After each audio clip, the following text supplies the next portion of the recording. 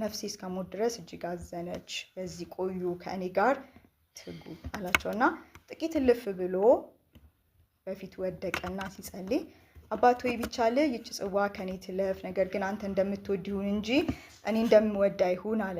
ከዛ ወዲያውኑ ወደ ደቀ መዛሙርቱ ደግሞ ይመለስና ተኝተው አገኛቸው። ጥቂት ሰዓት አትተጉምን? ወደ ፈተና እንዳትገቡ ትጉና ጸልዩ አለ። አንዴ ጸልዩአል ጌታ። ከዛ ደግሞ ተመለሰ። ለሁለተኛ ጊዜም ሄዶ ጸለየ። አባት ሆይ ይህች ጽዋ ሳልጠጣት ታልፍ ዘንድ የማይቻልህ እንደሆነ ፈቃድህ ይሁን አለ። ከዛ ደግሞ ድጋሚ ወደ ደቀ መዛሙርቱ ይመለሳል። ደክመው አይናቸው በእንቅልፍ ከብዶ አገኛቸው። ትቷቸው ሄደ ይላል። ድጋሚ ሶስተኛ ላይ ይመጣል። ቁጥር 44 ላይ ሶስተኛ ጊዜ ያንኑ ቃል ጸለየ። ጌታ ኢየሱስ ሲመላለስ አንዴ ይጸልያል፣ ሲመለስ የሆነ እግዚአብሔር ሐሳቡን ቀይሮ ባገኘው በሚል መንገድ እቺ ጽዋ ከኔ ትለፍ በሚያስብል መንገድ ይሄዳል። ሲመለስ ደቀ መዛሙርቱ ተኛ። አንድ ሰዓት እንኳን በቃ አብራችሁኛ ትተጉን። ለሁለተኛ ጊዜ መጣ። እቺ ጽዋ ሳልጠጣት የምታልፍ ቢሆን ፈቃድ ትሁናል። ተመለሰ ደቀ መዛሙርቱ ጋር። ሶስተኛ ሰዓት መጣ። ያንኑ ደግሞ ጸለየ ይላል። የሆነ በክፍተቱ መሃል እግዚአብሔር ሐሳቡን ቢቀይር እግዚአብሔር ይሁን ነገር እና በቃ ከመጨነቁ የተነሳ ወዙ እንደ ደም ነጠብጣብ እስኪሆን ድረስ በምድር ላይ ተንጠባጠበ። በቃ እግዚአብሔር አችል ሲል ምን ላከለት? የሚያበረታው መልአክ ላከለት። ያንን የጭንቅ ጊዜ ዕብራውያን ነው እንደዛ የሚለው በብርቱ ጩኸት ልመናውን ከእንባ ጋር ከጩኸት ጋራ አቀረበ የሚል እና ተመላለሰ ኢየሱስ። የሆነ ለውጥ ቢኖር የሚያስብል ነበርና አብርሃምም ያንን መንገድ የ3 ቀን መንገድ እየሄደ እግዚአብሔር ድንገት ቢገለጥ እግዚአብሔር ድንገት ሐሳቡን ቢቀይር እግዚአብሔር በቃ አሁን 3ኛው ቀን ላይ ይላል። የ3ኛው ቀን ሲያነሳ አብርሃምም አይኑን አነሳና ቦታውን ከሩቅ አየ ይላል። ለውጥ የለም። ስለዚህ መሄድ ነው ያለው ማለት ነውና ሎሌዎቹን እንደዚህ ይላቸዋል። እኔና ልጄ ወደዛ ተራራ ወጥተን እንሰግዳለን እና እናንተ እዚህ ቆዩ እንመለሳለን ብሏቸው አብርሃም የመስዋዕቱን እንጨት ይስሐቅን አሸክሞ እርሱ ቢላዋውን ይዞ ሁለቱ አብረው ሄዱ ይላል እና አብረው እየሄዱ ይስሐቅ ግር ይለዋል እና ቢያይ ምንም ነገር የለም እንጨትና እሳት ቢላዋን ያለውና ይስሐቅ አባቱን አለው አባት ሆይ እሳቱ አለ፣ ታዲያ የመስዋዕቱ በግ እንዴት አለ? እግዚአብሔር አብርሃም እንደዚህ ይላል። አብርሃም ልጄ ሆይ የመስዋዕቱን በግ እግዚአብሔር ያዘጋጃል አለው። ሁለቱም አብረው ሄዱና እግዚአብሔር ወዳለው ቦታ ደረሰ። አብርሃምን በዚያ መሰዊያን ሰራ፣ እንጨትም ረበረበ፣ ልጁን ይስሐቅን አስሮ በመሰዊያው በእንጨቱ ላይ አጋደመው። እግዚአብሔር የለም እስከዚህ ሁሉ ሰዓት ድረስ መጥቶ አብርሃምን በቃ ተው የሚያስብል ነገር የለም። 3ቱ ቀን ተጠናቀቀ። 3ኛው ቀን ላይ ደረሰ። አይኑን አንስቶ ተራራውን አየ። ስለዚህ ምንም ምርጫ የለውም። ልጁን ይዞ ሌሎቹን ከተራራው ስር አስቀምጦ ሰግደን እንመለሳለን ብሎ ይዞት ይወጣልና ልጁም ይጠይቃል ወዴት አለ የመስዋዕቱ በግ ሲል እግዚአብሔር ያዘጋጃል እያለው እስከ መጨረሻው ደረጃ ድረስ በቃ ተራራው ላይ ደርሰው እንጨትን አድርጎ መሰዊያውን ሰርቶ ረብርቦ እስኪሆን ድረስ ተው የሚል እግዚአብሔር ድምጽ የለም። ፈተናውን የሚያስቀጥል የሰጠውን ነገር ዝም ብሎ የሚያስቀጥል እግዚአብሔር ዝም የሚል እግዚአብሔር በቃ እዚህ እኮ ደርሰሃል፣ በቃ ይሄ ጥሩ ቦታ ነው የደረስከው እንዴ መሰዊያ ልታዘጋጅ እንጨት አድርገህ ምናምን አላለም። እግዚአብሔር ዝም አለ። ልጁን በላዩ ላይ አጋደመ። እግዚአብሔር ዝም አለ። ልክ አብርሃም ቢላውን አንስቶ ግን እንደጨከነ ሲገባው ተው የሚል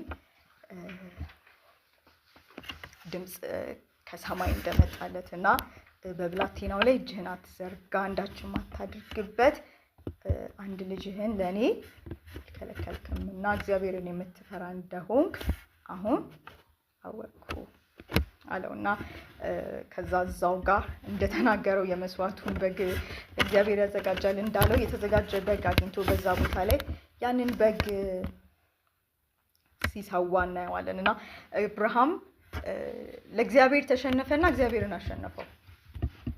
በመታዘዝ ተሸነፈለትና ልክ እዛ ጋር እንዳለው ሎሌዎቹን እንመለሳለን ሰግደን እንመለሳለን ያለው የእምነት ቃል እግዚአብሔር የመስዋዕቱን በግ ያዘጋጃል ያለው የእምነት ቃል እግዚአብሔርን ራሱን አሸነፈውና የመስዋዕቱ በግ ተዘጋጅቶ ልጁን ከነ ህይወቱ ይዞ አብርሃም ሲመለስ እናገኘዋለን እና እግዚአብሔር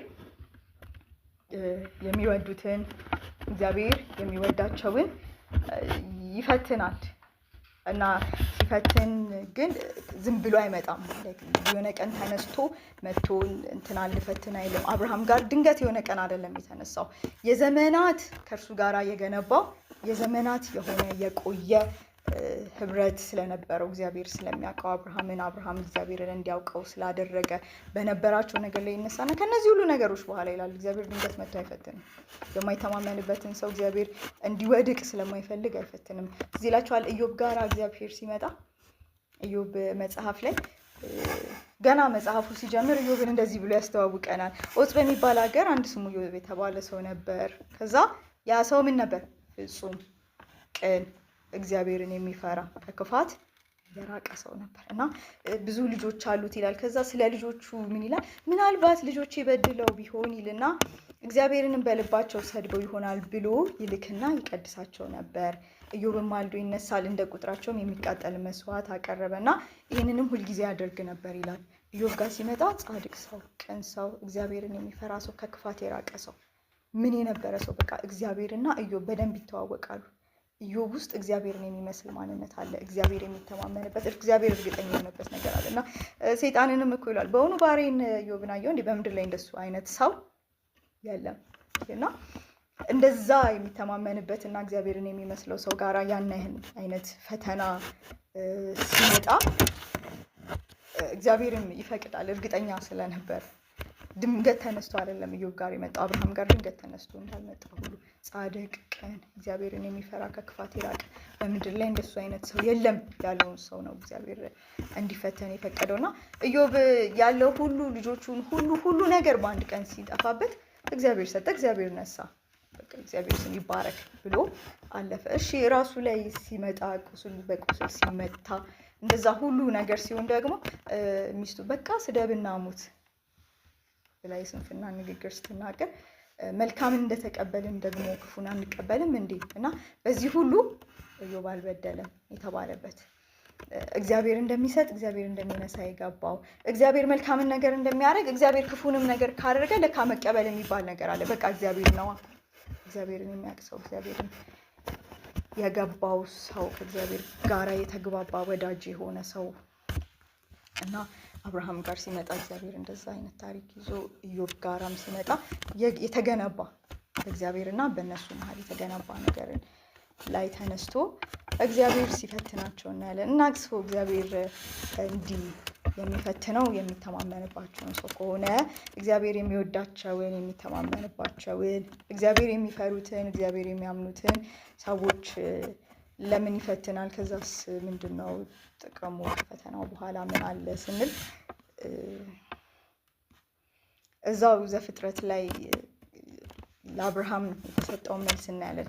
እግዚአብሔር አስቀድሞ ካደረገው የበለጠ ነገር ሊያደርግለት ሲፈልግ የተሻለ ነገር፣ የከበረ ነገር፣ ከዚህ በፊት ያልነበረ ያልታየን ነገር ሊያደርግ ሲፈልግ ከፈተና ጋር ይዞት ይመጣል። ልክ አብርሃምን ከፈተነው በኋላ መጨረሻ ላይ ምንድን ነው ያለው? እግዚአብሔር እንዲህ አለ ይላል፣ በራሴ ማልኩ ይህን ነገር አድርገሃል፣ አንድ ልጅህን አልከለከልክም፣ በእውነት በረከትን እባርክሃለሁ፣ ዘርህ እንደ ሰማይ ከዋክብት በባህር ዳር እንዳለ አሸዋ አበዛለሁ፣ ዘርህ የጠላቶችህን ደጆች ይወርሳል፣ የምድር አሕዛብ ሁሉ በዘር ይባረካሉ፣ ቃሌን ሰምተሃልና። ዕብራውያን መጽሐፍ ይህን ሲያብራራው ዕብራውያን 6 ላይ እግዚአብሔር ለአብርሃም ተስፋ በሰጠው ጊዜ በእውነት እየባረኩ ባርክሃለሁ፣ እያበዛው አበዛሃለሁ ብሎ ከእርሱ የሚበልጥ በማንም ሊምል ስላልቻለ በራሱ ማለ። ከዚህ በፊት እግዚአብሔር ሲናገር የነበረው አብርሃም ጋር ይመጣና በቃ ዘርህን አበዛለሁ፣ ዘርህን እንደዚህ ያደርጋል። እንደዛም ሆኖ እኮ አብርሃም ሲያምነው ነበረ። እዚህ ጋር ግን መጣና በቃ እግዚአብሔር አብርሃም የእውነት እንደሚፈራው እንደሚወደው አንድ ዘመናት አስጠብቆ የሰጠውን ልጁን እንዳልሳሳለት ሲገባው በራሴ ማልኩ አለ። በቃ ያንን ነገር የእውነት ሊያደርግለት እግዚአብሔር የተናገረውን አይዋሽም፣ እንደሚያደርገው ያውቃል፣ አድርጎታልም።